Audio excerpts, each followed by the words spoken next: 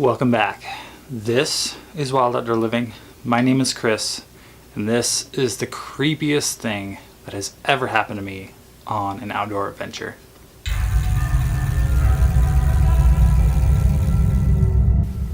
So during high school, a friend and I would go backpacking every weekend.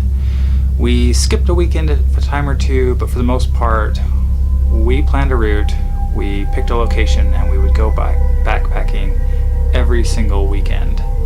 We would do this after school. So Friday we get off of school, we would drive somewhere maybe for an hour at the most, and then we would backpack as far as we could before it was dark, camp, and backpack out the next day.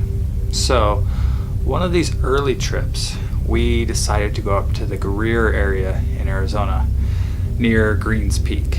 We hopped in the family Suburban that my friend owned, and we drove out to this location.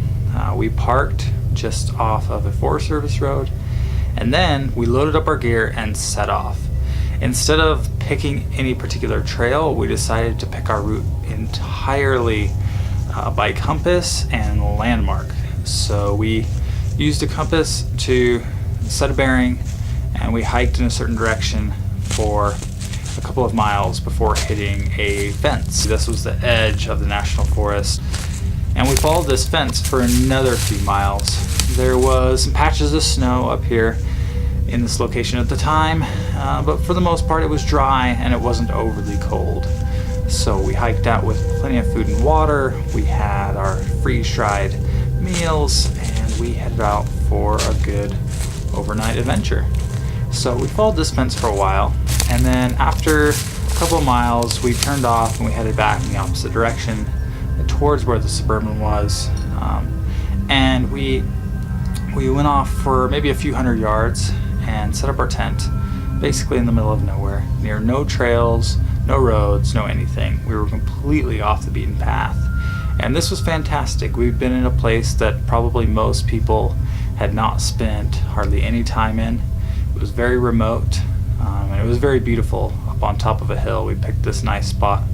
We set up a campfire, we cooked our frozen meals. We had, I think, camera phones at the time, so no GPS or anything, but just enough camera power to take a grainy picture. Set up our tent that I had actually recently purchased. I think this was the first time we used this tent, and settled in. So during the night, a big windstorm blew in, and it was blowing the tent pretty hard, but during this windstorm we began to hear a lot of different noises. So we heard scraping on the trees next to us. I could actually hear something stepping next to the tent and even brushed up against the tent at one point. We weren't sure what it was, but it definitely had our attention.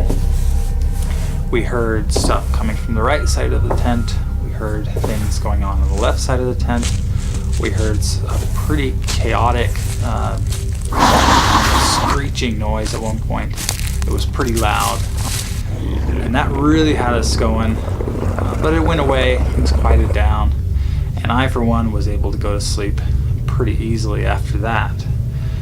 So we got up. I remember it being quite cold. I think it must have been 20 degrees or so, and so I think both of us stayed in our sleeping bags for a little bit longer than normal, waited for the sun to come completely up, and then we got out of the tent to start packing up for our hike back to the car. Well, when we got out, we started inspecting around the tent and realized that for sure an elk had been standing directly next to the tent, in fact almost on top of it, and had torn up the tree, scraping his antlers on a tree next to us. Very, very visible signs of that. There was a lot of footprints all around the area, and as we were packing up, I heard some more commotion, and as I look down, I see this flash of beige tan fur, maybe 50 yards off through the trees. I was pretty darn convinced that it was a mountain lion, and this is, I suspect, what the commotion was the night before. Well, we're still in the middle of nowhere. We've seen this lion kind of run by, and I'm pretty freaked out at this point. There's just been a lot of wildlife in the area, and a lot of unknowns, and I think I was pretty spooked. So we had our hatchet. This is what we had to defend ourselves. We didn't have bear spray, we certainly didn't have firearms, and we set off through the woods holding a hatchet very close by. So as we worked our way back, there was snow on the ground like I mentioned earlier, and actually my friend who hadn't seen this lion, he was pretty skeptical. He was convinced I was just hearing things, even though he had been pretty freaked out the night before as well. And he wanted to not believe what was going on. But because of the snow, as we walked back, we found these big paw prints in the snow, cat prints certainly, I would say. And they were heading in the direction that we had headed in the night before.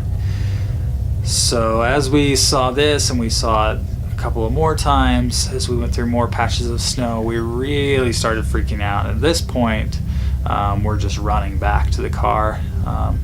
I was almost in full panic mode by the time we got there, and we jumped in as quickly as we could, locked the doors, and drove away.